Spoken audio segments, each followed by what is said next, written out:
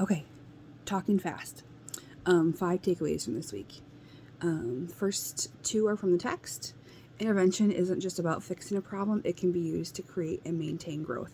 So that was really an interesting point that our text made. And also, prevention is also a type of intervention. Our interactions with our kiddos and families doesn't necessarily have to be about filling in gaps.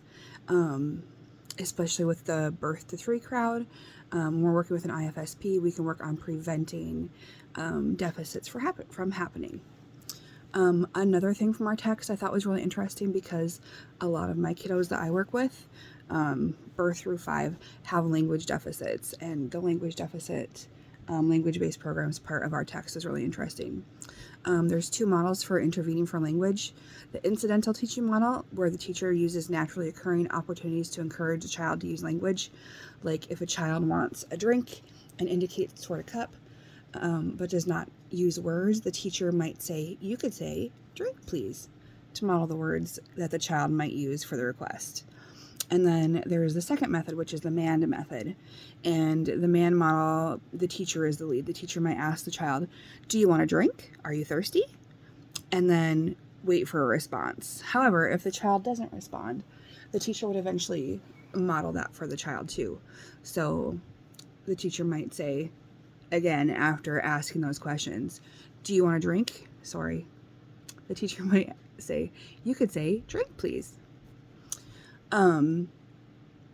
From the DEC module, I took away, this is takeaway number 4, the 3 principles to quality interactions are sensitivity, responsiveness, and contingency.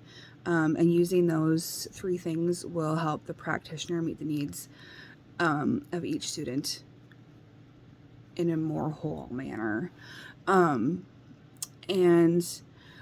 our takeaway was from the recommended practices was that the DEC used the term responding contingently frequently for all of the recommended practices. And I thought that was really interesting because it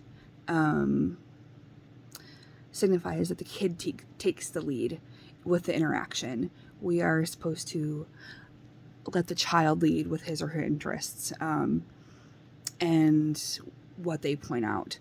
So I'm not trying to create an experience for the child. The child is creating an experience, and I'm just helping to support.